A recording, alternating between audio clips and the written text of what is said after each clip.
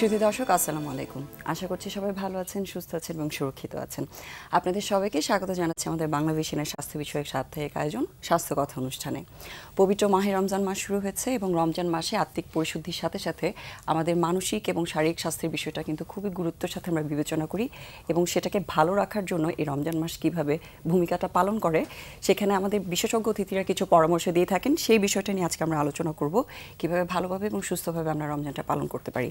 So এই বিষয়ে আজকে আলোচনার জন্য আমাদের সাথে স্টুডিওতে উপস্থিত আছেন অধ্যাপক ডক্টর সাবিনা হাশেম, যিনি কার্ডিওলজি ডিপার্টমেন্টে আছেন জাতীয় হৃদরোগ ইনস্টিটিউট ও হসপিটালে, এবং আমাদের সাথে আরও আছেন ডক্টর রকুনুজ্জামান ভুইয়া টিপু, যিনি সহযোগী অধ্যাপক হিসেবে আছেন gastroenterology department, Mugda medical college ও হসপিটাল, ঢাকাতে। এবং আপনাদের সাথে থাকবো আমি doctor Afrin Sultana.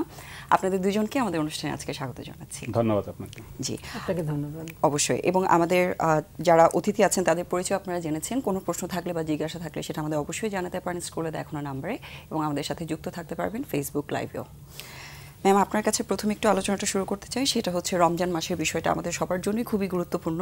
So specially যেহেতু আমরা হেলথ শো করছি, স্বাস্থ্যের বিষয়টা নিয়ে আমরা ফোকাস করতে চাই। সো এই রমজান মাসটাতে যারা কার্ডিয়াক রোগী বা হৃদরোগের রোগীরা আছেন তাদের স্পেশাল কেয়ারটা আসলে নিশ্চয়ই দরকার আছে। সো এই বিষয়টা নিয়ে আপনি বিশেষজ্ঞ হিসেবে কি তথ্য বা পরামর্শ আমাদের দর্শকদের দিতে চান? আচ্ছা, ধন্যবাদ। প্রথমে ধন্যবাদ জানাই বাংলা ভিশনকে স্বাস্থ্য কথা অনুষ্ঠানে আমাকে ইনক্লুড করার জন্য।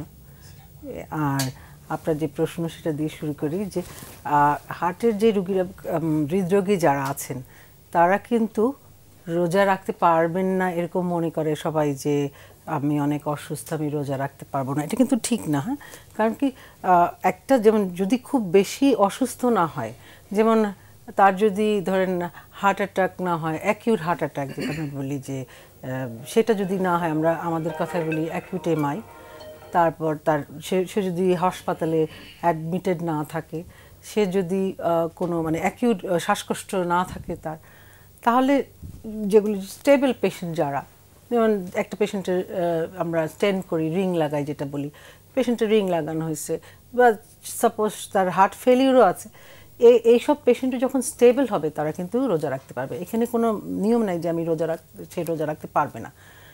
আর তাদের কিছু কিছু হৃদরোগ আছে যেগুলো অ্যাকিউট বা সিভিয়ার অবস্থায় আছে, তারা হয়তো পালন করতে পারছে না, কিন্তু কন্ট্রোল থাকলে তারা যারা করতে স্টেবল পারছে। কন্ডিশনে আছে তারা কিন্তু রোজা রাখতে পারবে।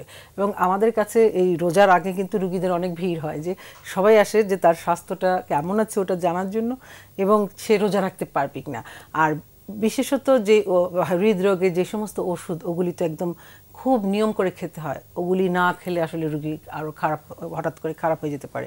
তো ওরা ওই ইয়েটা নিয়ে আসে, যে সব রোগীরা আসেন যে আমরা রোজা রাখতে পারবো কিনা, প্রথম প্রশ্ন। তো আমি বলি যে এটা হচ্ছে রোজা রাখা হচ্ছে, এটা আমাদের মানে আমাদের উপর আল্লাহ তাআলার একটা নিয়ামত, যে রোজা রাখি আমরা বছরে 1 মাস।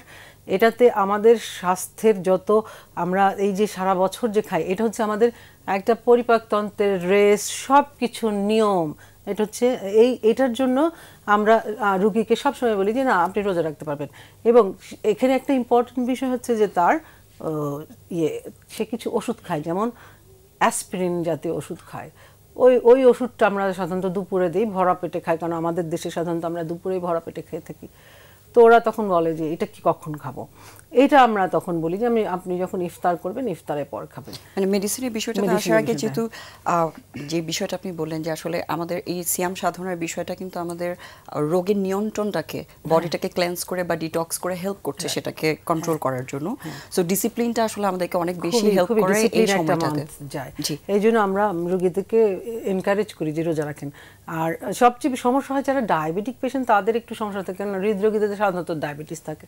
তাদের ওই যে ডায়াবেটিক ওষুধটাকে আমরা বলি যে ভোর রাতে খাওয়ার আগে আর এবং মেজারমেন্টের ব্যাপারে একটু ব্যাপার আছে, যে ওরা ব্লাড সুগারটা তো ব্লাড করতে হয়, যে করতে চায় না। তো আমরা বলি যে তাহলে আপনি ওই যে ইফতারের পর 2 ঘন্টা পরে করবেন বা সকালে একবার করবেন, তাহলে আপনি বুঝতে পারবেন আপনার ওষুধটাও অ্যাডজাস্ট করতে হবে। জি, এই বিষয়গুলো আসলে খুবই ইম্পর্টেন্ট, যেহেতু স্পেশালি হৃদরোগের সাথে যেরকম আপনি বললেন প্রেশারের সমস্যা থাকতে পারে, ডায়াবেটিসের সমস্যা থাকতে পারে, সমন্বিতভাবে কিভাবে এগুলো কন্ট্রোল করা যায় বা কিভাবে করা উচিত সে বিষয়ে আপনার কাছ থেকে আরেকটু বিস্তারিত জানবো।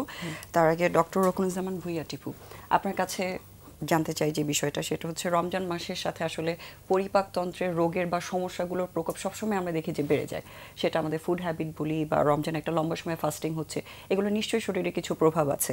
তো আসলে রমজান মাসটা আসলে আমাদের এই পরিপাকতন্ত্রটাকে কিভাবে প্রভাবিত করতে পারে, ভালো খারাপ দুটা দিকের বিষয়ে যদি একটু বলতে চান। জি, ধন্যবাদ আপনাকে। রমজান মাসের সাথে অন্য অন্য সময়ের একটু পার্থক্য হচ্ছে যে আমাদের খাবারের ধরন এবং খাবারের সময়টা এবং ঘুমের যে রুটিন সেটা একটু চেঞ্জ হয়। সেই জন্য বলা হয়ে থাকে যে এই শরীরের অভিযোজনের জন্য বা অ্যাডজাস্টমেন্টের জন্য 1 সপ্তাহ সময় লাগে। আলহামদুলিল্লাহ আমাদের 1 সপ্তাহ অলরেডি এই রমজানে পার হয়ে গেছে এবং এই বছর একটা সুবিধা হচ্ছে এখনও তেমন গরম পড়ে নাই এবং আমাদের আবহাওয়াটা রমজানে রোজা রাখার জন্য অনুকূল। আর পরিপাকতন্ত্রের কোনো সমস্যা রমজানে হওয়ার কথা না যদি আগে থেকে কোনো রোগ না থেকে থাকে। তবে আমাদের দেশের এবং এই উপমহাদেশের যে কিছু ঐতিহ্যগত এবং প্রথাগত খাবারের ধরন আছে সেগুলোর জন্য যদি ওই বিশেষ ব্যক্তির যদি কোনো সমস্যা থেকে থাকে, যেমন ধরেন আলসার অথবা আইবিএস বা ইরিটেবল বাউল সিনড্রোম অথবা হার্টবার্ন, এরকম সমস্যা যদি কারো থেকে থাকে তাহলে আমাদের এই খাবারের যে আমাদের যে একটা অভ্যাসগত যে ভাজা পোড়া খাবার খাওয়া, তৈলাক্ত খাবার খাওয়া, ডুবোতলে খাবার খাওয়া বা একবারে অনেক বেশি খাওয়া, এই সমস্যা এই জন্য কিছু সমস্যা হতে পারে। যেমন মানে ফাস্টিংটা ডিরেক্টলি পরিপাকতন্ত্রের কোনো ক্ষতিকর প্রভাব পড়ছে না, কিন্তু আগে থেকে রোগ থাকলে সেটা হয়তো সেটার উপসর্গগুলো হয়তো বেড়ে যেতে পারে আর কি।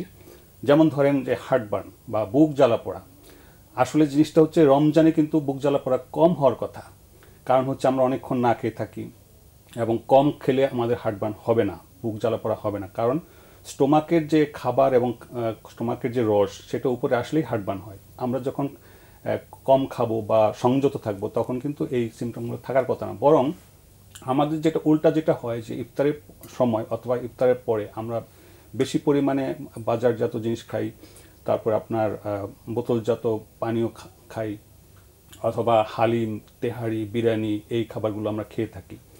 তখন কিন্তু স্টোমাকের উপর একটা লোড পড়ে যায় এবং বেশি পরিমাণে খাওয়ার দরুন এই খাবারগুলো উপরের দিকে চলে আসে, তখন একটা বুক জ্বালা পোড়া করার একটা উপসর্গ দেখা দেয় তৈলাক্ত এবং গুরুপাক যে খাবারগুলো আছে গুরুপাকের জন্য।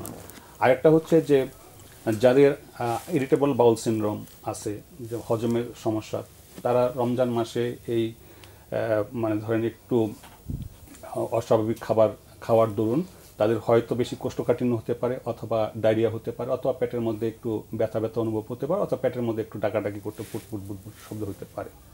আবার কারো ধরেন একটু খোলা খাবার অভ্যাস আছে, পথে ঘাটে শরবত অথবা জিলাপি যেগুলো রাস্তা মানে পাওয়া যায় অথবা বাইরের খাবার, অথবা যারা এগুলো হ্যান্ডেল করে তারা যদি মানে স্বাস্থ্যসম্মতভাবে যদি হ্যান্ডেল না করে তাহলে কিন্তু তার ইয়ে হতে পারে, গ্যাস্ট্রোএন্টারাইটিস হতে পারে অথবা ডায়রিয়া হতে পারে খোলা খাবারের জন্য। আবার আমরা বেশি পরিমাণে রিচ ফুড খাই, অন্যদিকে আমরা হয়তো ফাইবার জাতীয় খাবার কম খাই, আঁশ জাতীয় খাবার কম খাই, সেক্ষেত্রে কিন্তু তার কোষ্ঠকাঠিন্য দেখা দিতে পারে।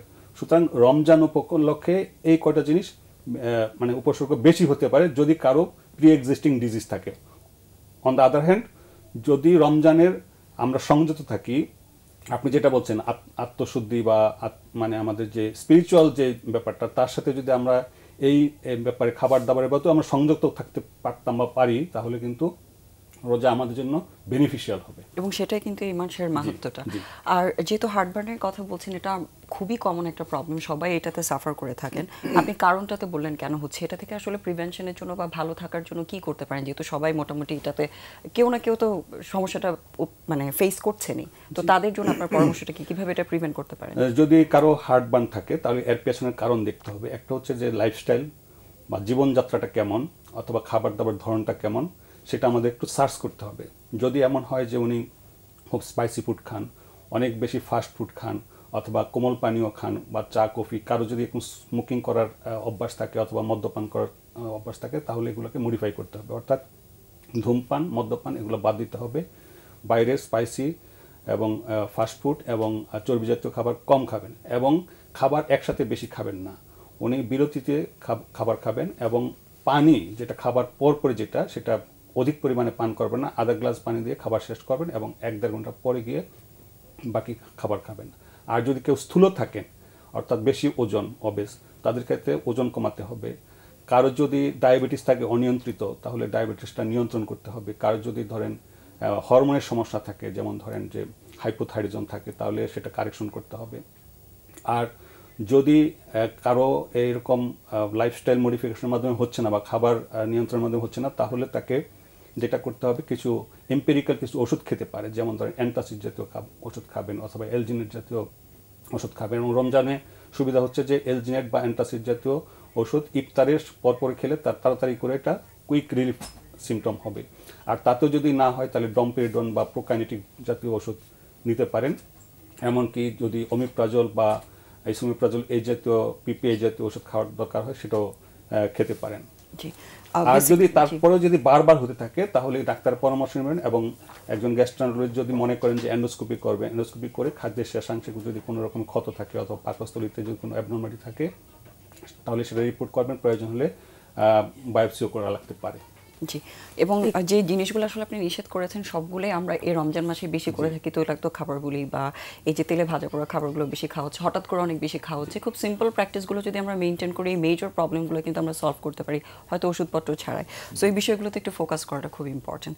অনেক একটু হার্টবার্ন প্রসঙ্গে বলি, এটার ব্যাপারে আমি আসলে আপনাকে জিজ্ঞেস করতে চাচ্ছিলাম। অনেকেই কিন্তু এরকম বুকের জ্বালা পোড়া বা বুকের ব্যথাটা যেটা মনে করেন যে গ্যাস্ট্রিকের সমস্যা, সেগুলো কিন্তু অনেক সময় হার্টের সমস্যাও হতে পারে। সো এই বিষয়টা নিয়ে আপনি কি বলতে চান? সবসময় যে হার্ট অ্যাটাক বা আমরা বলি যে অ্যাকিউট করোনারি সিনড্রোম বলি, যেখানে অ্যাকিউট একটা প্রবলেম হচ্ছে তার, তো এই ক্ষেত্রে কিন্তু সবার যে বুকের চাপ ভার এগুলি হয়, কিন্তু সবার হয় না। অনেকের কিন্তু বুক জ্বালা পোড়া নিয়ে আসে, হার্টবার্ন যেটার কথা উনি বললেন। এই হার্টবার্ন নিয়ে কিন্তু প্রচুর পেশেন্ট আসে, এবং বিশেষ করে মহিলা যারা একটু বয়স্ক পেশেন্ট, এরা সাধারণত এইসব মানে নন স্পেসিফিক সিমটম নিয়ে আসে, যে বুকে জ্বালা পোড়া। এবং তার জন্য অ্যান্টাসিড খেয়ে থেকে অ্যাকচুয়ালি হয় কি, যে অ্যাকিউট করোনারি সিনড্রোমে আমরা কিছু সময় আছে, যেমন 3 ঘন্টার মধ্যে যদি মানে আমরা সাধারণত বলি যে যখন 1 ঘন্টার মধ্যে যদি আসতে পারে, সেই সময় আমরা ওই ট্রিটমেন্ট করতে পারি। যেমন specially for MI heart attack যেটা বলি, ওটাতে আমরা স্ট্রেপ্টোকাইনেস দিয়ে থাকি। তারপর আমরা এখন করি প্রাইমারি পিসিআই করে থাকি। তো ওইটা যদি সে বুঝতে না পারে, ওই যে জ্বালা পোড়া, যে এটা কিন্তু সবাই হার্টের পেশেন্ট এসে বলে আমার বুকে জ্বালা পোড়া ছিল, হার্টের ব্যথা নাই। ওরা মনে করে যে বাঁ দিকে ব্যথা হলে হার্টের ব্যথা, আসলে কিন্তু তা না। এবং বার্নিং, এই হার্ট বার্নিং কিন্তু প্রচুর পেশেন্ট আসে যাদের এমআইএস হয়। সুতরাং তাদেরকে এটাও বলতে হবে যে যদি দেখা যায় যে অ্যান্টাসিড ওরা তো খায়, সবাই সাধারণত জানে যে এটা হলে একটু খায়, অ্যান্টাসিড খায়, সিরাপ খায় অনেকে, তারপরে যদি জ্বালা পোড়া না হয় অবশ্যই এমার্জেন্সি ডাক্তারের শরণাপন্ন হতে হবে। যেটা একটা খুব ঝুঁকিপূর্ণ গ্রুপগুলো আইডেন্টিফাই, তার সাথে তার যদি কারো যদি কোলেস্টেরল বেশি থাকে, ওবেস এবং স্ট্রেস টু লাইফ লিড করেন, যার হার্টবার্ন নরমাল ওষুধের মানে সারছে না, অথবা ব্যথাটার ধরন যদি এমন হয় যে বুকের মধ্যে একটা চাপ অনুভব হচ্ছে এবং সেন্ট্রালি হচ্ছে, এবং সেটা যদি আপনার ধরেন সাধারণত বাম হাতের দিকে বা চোয়ালের দিকে যায়, অথবা ঘেমে যাচ্ছে, অস্বস্তি লাগছে, তখন কিন্তু আসলে হার্ট অ্যাটাক চিন্তা করতে হবে এবং একটা ইসিজি নিজের পক্ষে করতে হবে এবং নিকটস্থ হাসপাতালে যেতে হবে। জি অবশ্যই, যেহেতু এটা হার্টের রোগের একটা উপসর্গ হতে পারে। এমন অনেক পেশেন্ট আসে যে তার হার্টবার্ন বলে সে দেখা যাচ্ছে আমাদের কাছে আসছে, তার এমআই হয়ে গেছে অলরেডি, তার মানে হার্ট অ্যাটাক হয়ে গেছে। তখন আসলে অ্যাকিউট যে আমরা ট্রিটমেন্টগুলি করতে পারি ওগুলি কিন্তু করা যায় না, এটাই আর কি। হ্যাঁ জি। আর যেহেতু কিছু উপসর্গের কথা উনি বলেছেন, আপনি আর কিছু অ্যাড করতে চান কিনা রোগীদের সচেতনতা বাড়ানোর জন্য, যে কি উপসর্গগুলো দেখলে একটু সচেতন হতে হবে বা নিকটস্থ হাসপাতালে যাতে একটু তাড়াতাড়ি যান সেই বিষয়টা? যেমন উনি বলেছেন যে যদি কোনো পেশেন্টের একটা রিস্ক ফ্যাক্টর থাকে, যেমন তার প্রেশার আছে, হাই প্রেশার, তারপর ডায়াবেটিস আছে, সে ধূমপান করে, এটা কিন্তু বড় একটা মানে রিস্ক ফ্যাক্টর আমাদের দেশের জন্য। এবং আমাদের দেশে কিন্তু এখন অনেক ইয়াং মানুষের হার্ট অ্যাটাক হয়, যেটা কিন্তু এক্সপেক্টেড না। আমাদের সাবকন্টিনেন্টে দেখা গেছে যে আমাদের দেশে অন্যান্য দেশের তুলনায় অনেক আর্লি ইয়াং এজে মানুষ ডায়াবেটিসেও আক্রান্ত হয়, এবং যাদের ডায়াবেটিস থাকে তাদের দেখা যায় যে হার্ট অ্যাটাকের চান্সেস হাই, মোর দেন নর্মাল আমাদের সাধারণ মানুষের তুলনায়।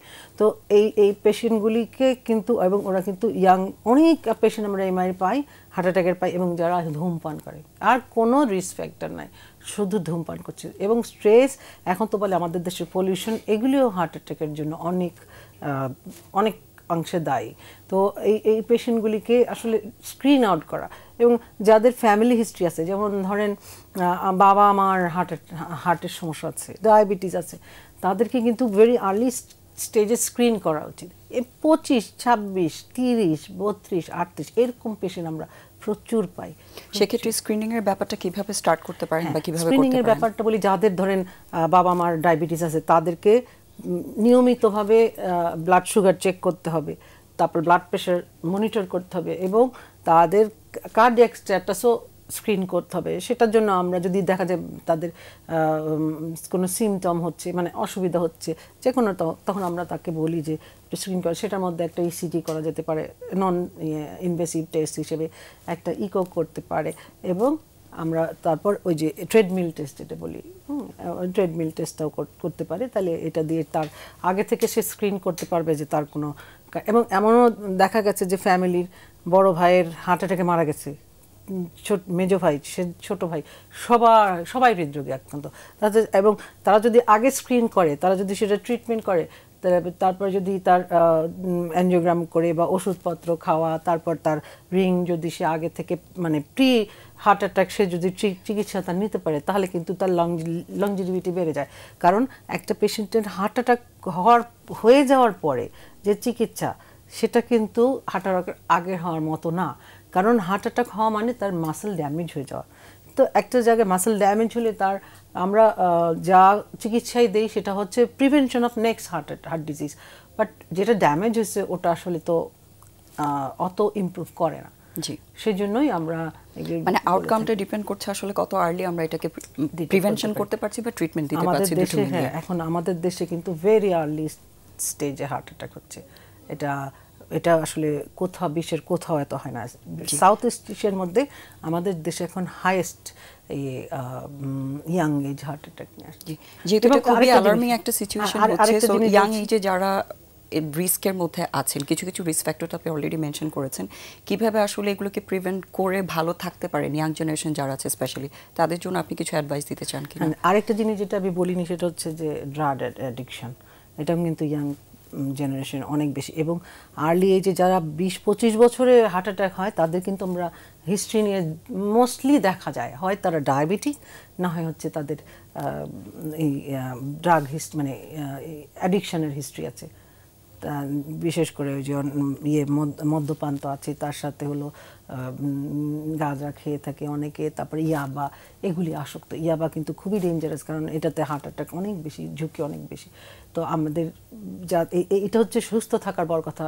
যখন সে ধূমপান করে, যে মানে অ্যাডিকশন, ড্রাগ অ্যাডিকশন করে, সে তো বুঝতে পারে না যে তার কনসিকুয়েন্সটা কী। এটা যদি আমরা অ্যাওয়ারনেস করতে পারি, এটা একটা বিশাল ব্যাপার। ধূমপানটা বড় একটা রিস্ক ফ্যাক্টর এখন ইয়াং জেনারেশনের এই হার্ট ডিজিজের। তো এই অ্যাওয়ারনেসটা আমাদের গ্রো করতে হবে যে ধূমপানের যে আসলে অনেকে এটা বুঝেই না, বলে যে উনি তো অনেক ভালো আছে, ধূমপান করে অনেক বয়স। আসলে তো এরকম মানে অ্যাওয়ারনেসটা তো নাই, মানে ও আছে ভালো, ধূমপান করে অনেক বছর, আমি কেন খাবো না। অনেকে এটা তো একটা নেশা, ধূমপান ছাড়া এত সহজ জিনিস না। হ্যাঁ, তবে রোজায় কিন্তু একটা জিনিস, যে যারা রোজা রাখে তাকে কিন্তু ধূমপান নিষেধ আমাদের, মানে সে তো ধূমপান করতে পারবে না। এটা যদি সে করতে পারে, এটা তার জন্য বিশাল একটা অ্যাডভান্টেজ, যে রোজা 1 মাস যদি সে ধূমপান না করে থাকতে পারে, তাহলে তো সে ধূমপান ছাড়তে পারবে। তার মানে এই সময়টাকে একটা ডিসিপ্লিনে আনার জন্য কাজে লাগাতে পারে যারা ধূমপাই আছেন, যেহেতু এটার ঝুঁকিটা বাড়াচ্ছে। সো যা যা কন্ডিশনগুলো আপনি বলেছেন সবগুলো কিন্তু একটা ভালো সুযোগ এই রমজান মাসটাতে সবগুলোকে একটু ডিসিপ্লিনে নিয়ে এসে একটু হেলদি লাইফস্টাইলের দিকে যাওয়া। অনেক ধন্যবাদ। আপনার কাছে একটু জানতে চাই, যেহেতু বারবার স্মোকিং, অ্যালকোহলিজম বা এই বিষয়গুলো আসছে, এবং এগুলোর সাথে অবশ্যই গ্যাস্ট্রিক ডিজিজের সম্পর্ক আছে, আপনি এটার সাথে অ্যাড করে যারা ইয়াং জেনারেশন আছে তাদের জন্য এগুলো প্রিভেনশনের জন্য কিছু বলতে চান কিনা? কিভাবে একটা স্মোকিংটাকে প্রিভেন্ট করতে পারে বা কিভাবে নিজেকে মোটিভেট করতে পারে? আচ্ছা, যেমন ধরেন স্মোকিং, অ্যালকোহলিজম বা ড্রাগ এডিকশন, এগুলোর সাথে যেমন ম্যাডামের হার্ট ডিজিজের মানে সম্পর্ক আছে, তেমনি অ্যালকোহল বা স্মোকিংয়ের সাথে পরিপাকতন্ত্র এবং লিভারের রোগেরও কিন্তু সম্পর্ক আছে। এবং আধুনিক বিশ্বে লিভারের যে প্রধান যে রোগটা এখন ইমার্জিং, সেটা হচ্ছে যে metabolic associated fatty liver disease. সেখানে যারা অ্যালকোহল খান তাদের অ্যালকোহলিক লিভার ডিজিজ হবে, অথবা সাথে যদি ডায়াবেটিস, হাইপারটেনশন, কোলেস্টেরল, অবেসিটি থাকে তাহলে তার মেটাবলিক ফ্যাটি লিভার ডিজিজ হবে। তো এবং যারা স্মোকিং করেন তাদের কিন্তু পেপটিক আলসার বা গ্যাস্ট্রিক আলসার বেশি হয়, এবং যেই সমস্ত রোগী পেপটিক আলসার ডায়াগনোসিস করা হয়েছে এবং ওষুধ দেওয়া হচ্ছে কিন্তু কাজ হচ্ছে না, যদি তাকে ইভালুয়েট করা হয়, পুনর্মূল্যায়ন করা হয়, দেখা যায় যে তার যে অভ্যাস মানে স্মোকিংয়ে যে মানে ধূমপান করার যে অভ্যাস সেটা হয়তো ছাড়তে পারে নাই। যারা ধূমপান করে তাদের পেপটিক আলসার বেশি হয়। যারা ধূমপান করে তাদের আলসার সহজে এই ক্ষত কিন্তু নিরাময় হয় না, শুকায় না, এবং এদের কিন্তু বারবার হয়। সুতরাং ওই হার্ট ডিজিজের মতোই পরিপাকতন্ত্রের রোগকে প্রিভেনশন করতে হলে এবং রোগ থেকে ভালো থাকতে হলে কিন্তু মানে আমাদের ধূমপান পরিহার করতে হবে। তাছাড়া ম্যাডাম যেটা বলেছেন যে অ্যামফেটামিন বা ইয়াবা, যেটা মানে বর্তমান প্রজন্মের যে একটা চয়েস অফ এডিকশন ড্রাগ, সেই ইয়াবাতে কিন্তু আপনার ধরেন যে পরিপাকতন্ত্র যেমন প্যানক্রিয়াটাইটিস হতে পারে। প্যানক্রিয়াটাইটিস মানে হচ্ছে মানে অগ্নাশয়ের প্রদাহ হওয়া, এবং এই রোজায় দেখা যায় যে আমাদের ইফতারের পরপর বা তারাবির নামাজের ওই পরপর দেখা যায় ইমার্জেন্সিতেও কিছু কিছু রোগী চলে আসে যাদের একটা মদ্যপান করা হিস্ট্রি থাকে, যে উনি অ্যালকোহল খান, এবং এই রোজার মাসে আবার যদি উনি খুব ভাজা পোড়া খাবার খান এবং যদি আমাদের এই তৈলাক্ত খাবার বিরিয়ানি তেহারি এই জিনিসগুলো বেশি পরিমাণে খান, তখন মানে আমাদের অগ্নাশয়টা উত্তেজিত হয়ে যায়। তখন পেশেন্টের একটা সাংঘাতিক রকমের মানে ব্যথা নিয়ে আসেন উপরে পেটে, এবং সেই সাথে বমি হতে থাকে, এবং রোগী কিন্তু স্থির হয়ে শুতে পারেন না। তখন উনি সামনের দিকে ঝুঁকে মানে এই যে অ্যাডিকশনের হ্যাবিটগুলো, এগুলো কিন্তু সরাসরি ভাবে রোগ তৈরি করছে, আমাদের পরিপাকতন্ত্রে। তো এই আমাদের যে পার্সোনাল যে হিস্ট্রিগুলো আছে, যেমন ধূমপান, মদ্যপান অথবা যে কোনো ড্রাগ এডিকশন, এগুলো থেকে অবশ্যই আমাদের মানে বিরত থাকতে হবে, এবং যাদের অলরেডি ডিজিজ হয়ে গেছে তাদেরকেও রিহেবিলিট করতে হবে, পুনর্বাসন করতে হবে, এবং তাদেরকে বুঝাইতে হবে, প্রয়োজন হলে তাদেরকে আইসোলেট করে এবং তাদেরকে মোটিভেট করে একটা অভ্যাস গড়ে তুলতে হবে যাতে এগুলো থেকে বিরত থাকতে পারেন। এবং আমরা আশা করছি যে রমজান মাসটা হয়তো তাদের এই অভ্যাসগুলো তৈরিতে হেল্প করবে। আরেকটা বিষয় একটু জানতে চাই, যেহেতু খাবারের ব্যাপার বা অ্যালকোহল বা এগুলোর কথা আসছে, অ্যাডিকশনের বিষয়ে দেখলে অনেকে কিন্তু চা কফি এগুলো অনেক বেশি পরিমাণে খান। সো এটার সাথে আসলে যখন রোজা করছেন বা যাদের গ্যাস্ট্রিকের সমস্যা আছে বা পেপটিক আলসার ডিজিজ আছে, তাদের কোনো সম্পর্ক আছে কিনা? জি, যেমন ধরেন যে চা, কফি অথবা ধরেন যে কোমল পানীয়, যেটা আমার বাজারজাত কোমল পানীয় থাকে, এগুলোর সাথে বেশি সম্পর্ক হচ্ছে যে শরীর থেকে এদের ডায়াবেটিক হিসেবে কাজ করে, শরীর থেকে পানি বের করে দেয়। অনেকের অভ্যাস আছে যে মানে সেহরির সময় সেহরি খাওয়ার পরে উনি কফি খান, এক মগ খান বা বেশি পরিমাণে চা পান করেন। এগুলো করা ঠিক না, কারণ হলে সারাদিনে ওনার প্রস্রাবের সাথে কিন্তু পানি বের হয়ে যাবে, ওনার কিন্তু পানির স্বল্পতা বা ডিহাইড্রেশন হওয়ার একটা বিরাট চান্স থাকে। এটা একটা জিনিস। আর ইফতারের পরও অনেকে এই যে মানে কোমল পানীয় পান করেন, কোলা জাতীয়, এবং যেখানে হাই সুগার থাকে এই আমাদের বোতলজাত ইয়েতে, তাতে করে তার সুগারও বেড়ে যাবে, তার ফ্যাটি লিভারও বেশি হবে, এবং তার হার্ট অ্যাটাকের সম্ভাবনা থাকবে। সুতরাং এগুলা খাওয়া যাবে না। আর এগুলোর জন্য যে ধরেন আমি প্রথমে যেটা বলছিলাম যে হার্টবার্ন বা বুক জ্বালা পোড়া, এই কোমল পানীয়ের সাথে, ধূমপানের সাথে, মদ্যপানের সাথে, ধূমপানের সাথে কিন্তু সরাসরি সম্পর্ক আছে। সুতরাং এই যে আপনি যেটা বলছিলেন যে রমজানটা আমাদের জন্য একটা সুযোগ এসছে, যদি আমরা একটা মাস এই আমাদের যে পার্সোনাল যে লাইফের যে এডিকশন বা আমরা যেটা অভ্যাস বলে থাকি, সেটা যদি মানে পুরো এক মাস যদি আমরা বিরত থাকতে পারি, তাহলে সেটা আমাদেরকে পরবর্তীতে এটা হেল্প করবে যেটা বিরত থাকার জন্য। আর হচ্ছে যে এই রমজান মাসে আমাদের এই খাবারের যে উপাদানগুলো বলেছি, এগুলো আমাদের পরিহার করতে, আমাদের একটা জিনিস মনে রাখতে হবে যে ডুবো তেলের খাবার খাবো না, এবং বারবার একই তেলে ভাজা খাবার, ট্রান্স ফ্যাট, যেটা খুবই খারাপ জিনিস, এটাও আমরা খাবো না। আরেকটা হচ্ছে যে আমরা ভাজা পোড়া খাবার না খেয়ে বরং সিদ্ধ খাবার খাওয়ার চেষ্টা করব। যেমন ধরেন ইফতারিতে আমরা যদি সুলা খেতে পারি, আমরা চিরা, দই, মুড়ি ভিজিয়ে আমরা খেতে পারি, আমরা সালাদ খেতে পারি, একটা ফ্রুটস খেতে পারি, এবং নর্মাল যে পানীয় যেমন ধরেন ডাবের পানি অথবা ঘরে বানানো জুস, আমরা আঁশ জাতীয় এবং রসালো যেসব ফলগুলো আছে সিজনাল, আমাদের এখন যেমন তরমুজ ধরেন, বাঙ্গি, হ্যাঁ, তারপরে নাশপাতি, আনারস, এই খাবার, টমেটোস, তারপরে শসা, হ্যাঁ, ক্ষীরা, এগুলো কিন্তু আমরা প্রচুর পরিমাণে খেতে পারি। এটা আমাদের জন্য স্বাস্থ্যের জন্য উপকারী হবে। অবশ্যই, এবং স্পেশালি রমজানে যেটা বলছিলেন যে হাইড্রেশনটা মেনটেন করতে এগুলো অনেক হেল্প করছে, সাথে আমাদের যে সল্টের যে ব্যালেন্সটা সেটাও খুব ইম্পর্টেন্ট, ইলেকট্রোলাইট ব্যালেন্সটা হয়ে যাওয়া। সো অফকোর্স এই ব্যাপারে যদি আরও কিছু বলার থাকে সেটা আমরা শুনবো, বাট তার আগে একজন দর্শক আছেন, ওনার প্রশ্নটা একটু আমরা নিতে চাই। দর্শক, আপনার নাম এবং বয়স বলে প্রশ্নটা জানান।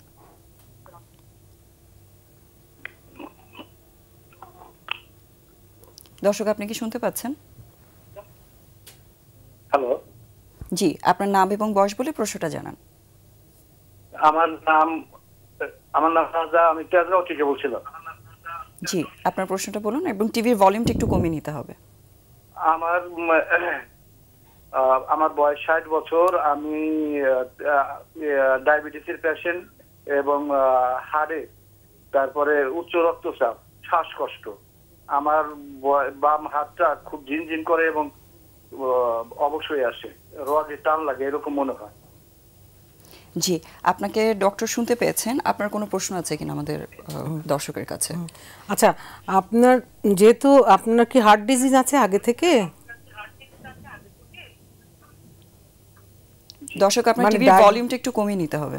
আপনার কি ডায়াগনোসিস করা আছে যে আপনার হার্ট ডিজিজ আছে না নাই, নাকি অনলি শুধু ডায়াবেটিস আছে আপনার আর বুকে ব্যথা?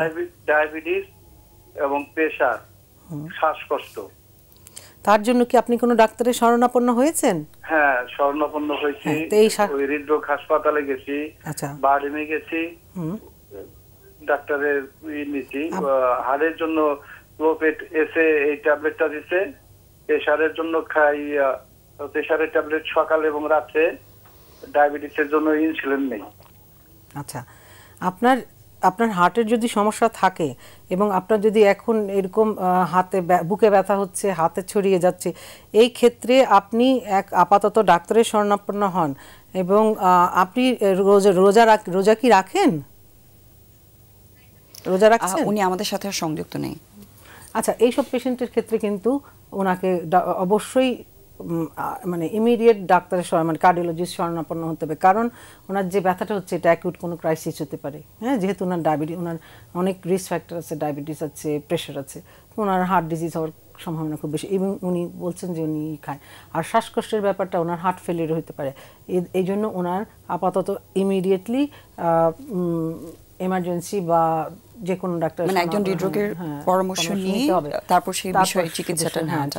এবং উনি সাথে বলছিলেন ওনার হাতে ঝিমঝিম করে, সেক্ষেত্রে অনেক সময় নার্ভের প্রবলেমও হতে পারে। তার অ্যানজাইনা হচ্ছে, যেটা আমরা বলি পেইন, কার্ডিয়াক পেইন, হার্টের যে ব্যথাটা, এটাকে আমরা বলি থাকি অ্যানজাইনা।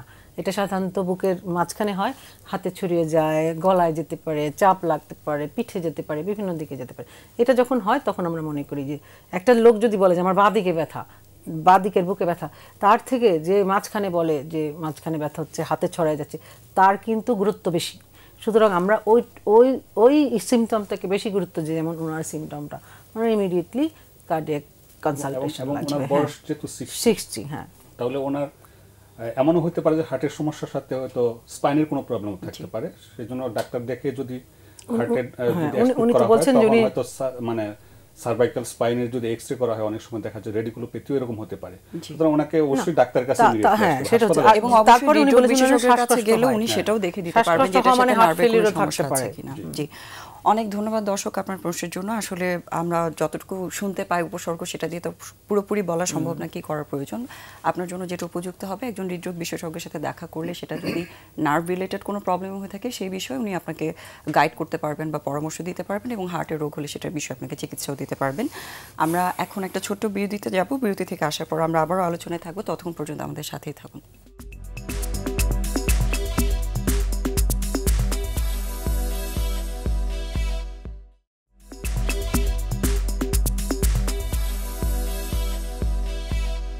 শুধু দর্শক, আপনাদেরকে আবারও স্বাগত জানাচ্ছি স্বাস্থ্য কথা অনুষ্ঠানে, এবং ধন্যবাদ আমাদের সাথে থাকার জন্য। আজকে আমাদের সাথে স্টুডিওতে বিশেষজ্ঞ অতিথি হিসেবে আছেন অধ্যাপক ডক্টর সাবিনা হাশেম এবং ডক্টর রকুনুজ্জামান ভুঁইয়া টিপু। আপনার কাছ থেকে যে বিষয়টা নিয়ে এখন আলোচনা করতে চাই সেটা হচ্ছে গিয়ে গ্যাস্ট্রোএন্টারোলজির একটা বিশাল পার্ট, সেটা হচ্ছে বাউল মুভমেন্টের যে ইস্যুটা।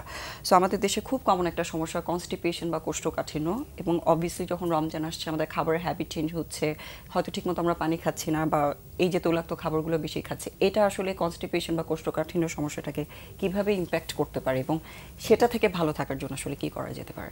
আসলে কোষ্ঠকাঠিন্য তো খুব একটা কমন মানে উপসর্গ। মানে কোষ্ঠকাঠিন্য হয় নাই কারো জীবনে এটা বলা যাবে না, তবে এটা যদি দীর্ঘস্থায়ী হয়, বারবার হয়, তখন এটা আমরা মেডিকেলি ইম্পর্টেন্ট মনে করি। যেমন কারো যদি ধরেন যে 3 মাসের অধিক মানে এই মলটা যদি খুব শক্ত হয়, অথবা 3 দিনের অধিক একাধারে যদি কারো বাথরুম পায়খানা মল ত্যাগ না করে, তখন আমরা তাকে কনস্টিপেশন হিসেবে ব্যাখ্যা মানে সংজ্ঞায়িত করে থাকি আর কি। আর এই রমজান মাসে কোষ্ঠকাঠিন্য হওয়ার চান্স খুব বেশি এই কারণে যে আমাদের যে খাবার গ্রহণের অনেকটা বিরতি থাকে দিনের বেলা, আমরা বারবার পানি পান করতে পারি না। আবার আমরা ধরেন যে খাবারটা, সেই খাবারে আমাদের যে ফাইবারের উপাদান মানে আঁশ, সে উপাদান হয়তো সব খাবারে থাকে না। তো সেই ক্ষেত্রে দেখা যায় যে রমজান মাসে কোষ্ঠকাঠিন্য খুব একটা কমন জিনিস। সেই সাথে অনেকের মল ত্যাগে মানে কষ্ট লাগে, মানে ওনাকে মানে পরিশ্রম করে মল ত্যাগ করতে হয় একটা জিনিস। আরেকটা হচ্ছে যে এই মলটা খুব শক্ত হওয়ার দরুন ওনার কিন্তু মলদার দিয়ে রক্ত যেতে পারে, সেটা সাথে আবার পাইলসের একটা সম্পর্ক আছে, অথবা মলদার ফেটে যাওয়া, ফিসার, এরকম মানে একসাথে থাকে আর কি। মানে এটার প্রভাবে অনেকগুলো মলদারের রোগও তৈরি হচ্ছে। জি। তো এই কোষ্ঠকাঠিন্য থেকে বাঁচার উপায় হচ্ছে, বিশেষ করে রমজান মাসে আমাদের প্রচুর পরিমাণে পানি পান করতে হবে। সেই পানি পান করতে হবে, ধরেন যে আমরা যদি পরিমাপ হিসাবে বলি, কমপক্ষে 2 লিটার পানি পান করতে হবে। এবং কারো যদি দেখা যায় যে চাহিদা বেশি, যেমন আর বেশি কোষ্ঠকাঠিন্য, তখন পানি আরও বেশিও পান করা লাগতে পারে, ধর 8 গ্লাস বা কারো কাছে 10-12 গ্লাস খাওয়া লাগতে পারে, পানি পান করতে হতে পারে। এবং সেই পানি ডাইরেক্ট পান করবেন, অথবা শরবত হিসাবেও নিতে পারেন। সেই শরবতটা হলো ধরেন ডাবের পানি, চিরার পানি, অথবা ধরেন যে ফ্রুট জুস, যেমন এই আপেলের জুস হতে পারে, মানে যাতে সাথে ফাইবারটা অ্যাড থাকে এটার সাথে। এবং আমরা কিন্তু এটা বলি যে একটু ইসবগুলো ভুসি বা এখন চিয়া সিডস অনেকে খায়, সেগুলো যাতে একটু মিক্স করে নেয়। এই ক্ষেত্রে একটা মানে আমাদের দেশের একটা ভ্রান্ত ধারণা আছে যে ভুসিটা সারা রাত ভিজিয়ে রাখেন এবং সকালে খান, অথবা এখন মনে করবেন সেহরিতে খাবেন। আসলে কিন্তু তা নয়, এটা খেতে হবে সন্ধ্যা রাতে খেতে হবে, এবং এখন ইফতারের সময় কিন্তু খাওয়া যায়। ভুসিটা ভিজে একটু নাড়াচাড়া করে একটু পরে এটা পান করবেন। আরেকটা হচ্ছে আমাদের সালাদ খেতে পারি আমরা। এখন আমাদের শীতকালে প্রায় শেষের দিকে এখন প্রচুর আপনার সবজি আছে, সেই সবজিগুলো যেমন টমেটো, তারপর ক্ষীরা, এগুলা বাঙ্গি, এগুলো আমরা খাবো। আর একটা জিনিস হচ্ছে যে আপনার আমাদের তরকারিতে কি কি ইনক্লুড করা উচিত, যেমন ধরেন সজনে, ডাঁটা, পুঁই শাক, হ্যাঁ, এইসবের মধ্যে কিন্তু অনেক ফাইবার থাকে, এই ফাইবার খেতে হবে। আর কিছু খাবার কম খেতে হবে, যেমন রেড মিট, গরু মাংস, খাসির মাংস, এগুলা খাওয়া যাবে না। যে কোনো ধরনের মাছ প্রচুর পরিমাণে পান করতে পারেন। আরেকটা হচ্ছে আমি যে প্রথম থেকে বলছিলাম যে চা, কফি বেশি পরিমাণে পান করা যাবে না, কারণ এগুলো পানি শরীর থেকে বের করে নির্গত করে দেয়। সুতরাং চা, কফি খাওয়ার যাদের অভ্যাস আগে থেকেই, এই রমজান মাসে কম খাওয়ার চেষ্টা করবেন, এবং সেহরিতে খাবেন না। এটা যদি ইফতারের পরে বা ইফতারের সাথে একটু পান করতে পারেন।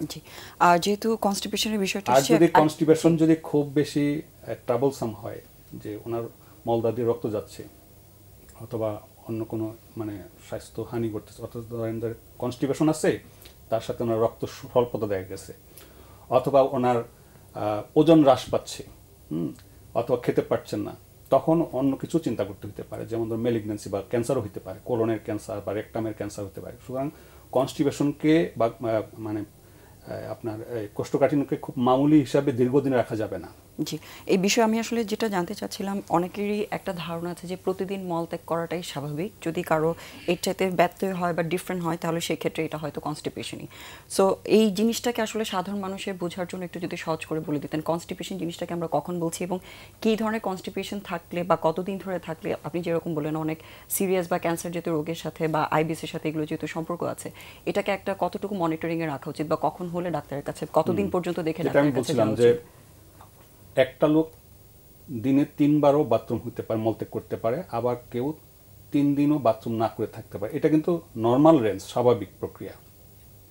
কিন্তু কারো যদি অধিকাংশ সময় আপনার এই মলটা যদি খুব শুকনা থাকে এবং তাকে যদি মানে কষ্ট করে মলত্যাগ করতে হয় এবং সেটা যদি ধরেন 3 মাস বা তার বেশি স্থায়ী হয়ে গেছে, তাহলে অবশ্যই এটা আমরা দীর্ঘস্থায়ী মানে কোষ্ঠকাঠিন্য হিসেবে সংজ্ঞায়িত করে তখন আমরা তার ফুড হ্যাবিটটা কিরকম জানলাম, তার জীবনযাত্রাটা কেমন জানলাম, এবং যেটা আমি একজন ডাক্তারের পরামর্শ নেওয়া এবং মানে রেড ফ্ল্যাগ সাইন মানে বিপদ চিহ্ন আছে কিনা, যে তার চোখটা দেখলাম যে তার রক্ত স্বল্পতা আছে কিনা, তার অস্বাভাবিকভাবে ওজন হ্রাস করতেছে কিনা, অথবা পেটে ধরে যদি কোনো চাপ অনুভূত হয়, অথবা মলদ্বারে আঙ্গুল দিয়ে যদি দেখা যায় যে ওখানে কোনো গুটি অথবা মাছ মনে হচ্ছে আর কি, হ্যাঁ, তখন কিন্তু এটাকে আমরা মনে করতে পারি যে ম্যালিগন্যান্সির দিকে যাচ্ছে।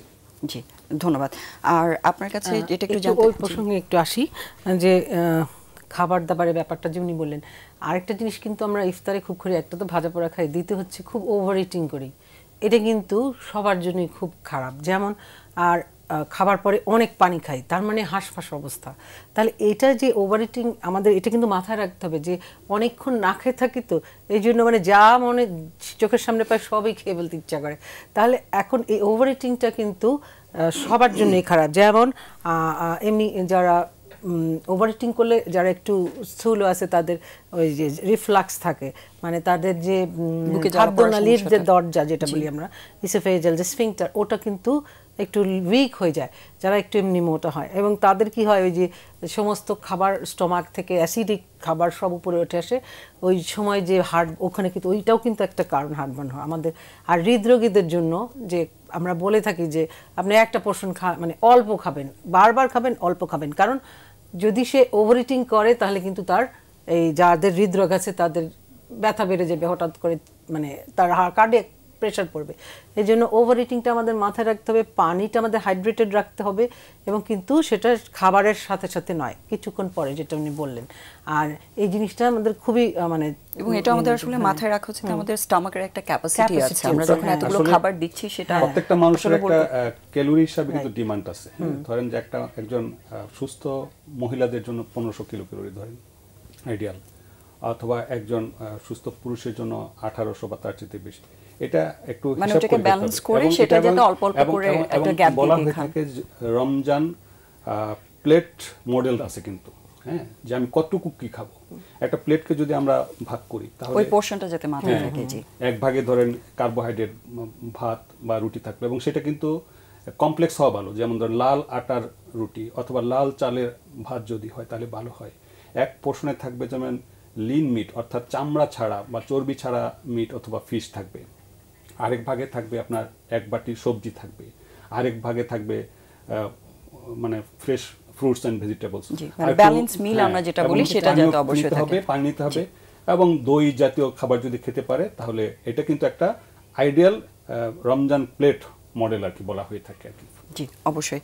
এবং এটা ব্যালেন্স ইটিং যেরকম খুব ইম্পর্টেন্ট, সাথে সেটাতে হেলদি যাতে হয় সেই জিনিসটা মাথায় রাখাটা ইম্পর্টেন্ট। আপনার কাছে আমরা আসলে অনুষ্ঠান একদমই শেষের দিকে চলে এসেছি। সো যে বিষয়টা জানতে চাই, আপনি অনেকবার বলেছেন যে কার্ডিয়াক রোগীদের সাথে যে ডায়াবেটিস, প্রেশার, এগুলোর যে সম্পর্ক আছে, মেডিসিনের বিষয়টা আসলে এই সময়টা খুব ইম্পর্টেন্ট, যে কীভাবে নিচ্ছেন বা কীভাবে নেওয়া উচিত।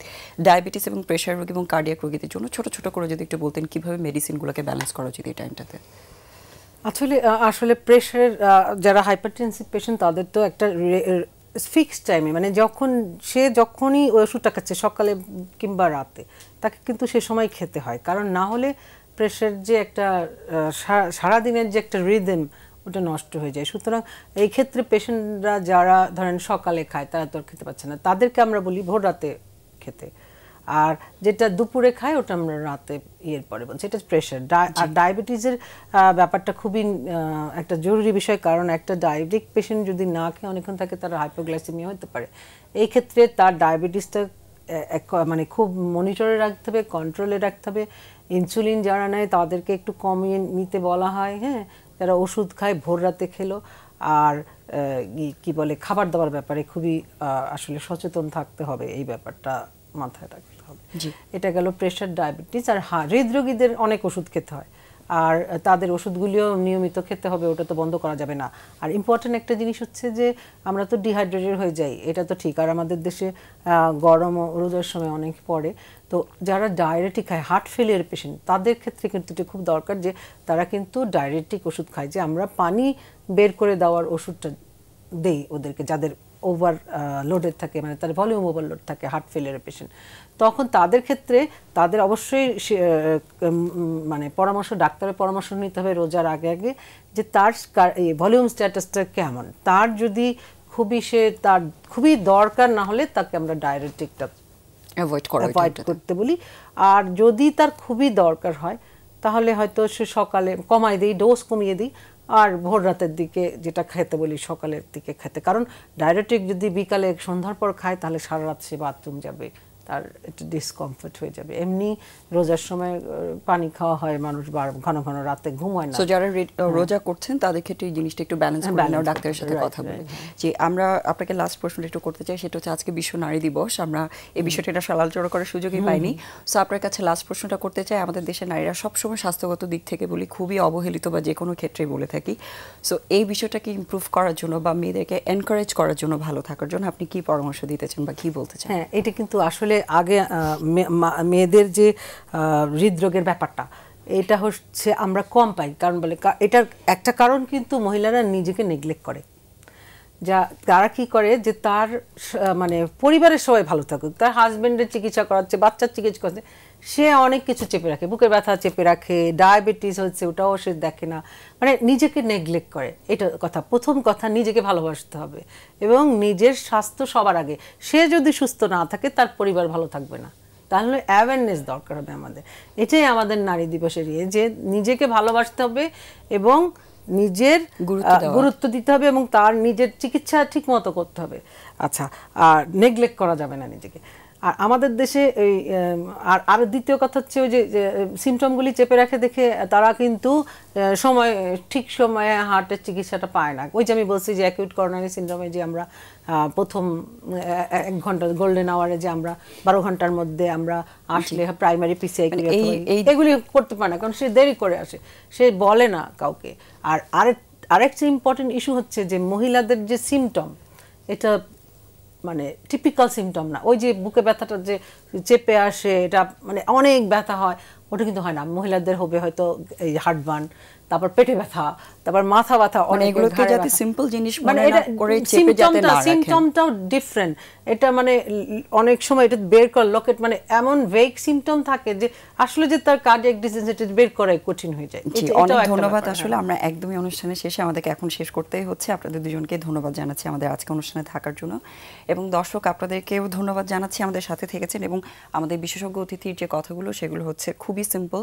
ভালো থাকা, সুস্থ থাকার জন্য আমাদের নিয়মানুবর্তিতা খুবই ইম্পর্টেন্ট, এবং আমাদের রমজান মাস আমাদের জন্য খুব বড় একটা সুযোগ যাতে আমরা নিজেদেরকে একটু ডিসিপ্লিন করি খাওয়া দাওয়ার ব্যাপারে, আমাদের লাইফস্টাইলের ব্যাপারে। আপনারা সবাই ভালো থাকবেন, সুস্থ থাকবেন। দেখা হবে আবার আগামী সপ্তাহে।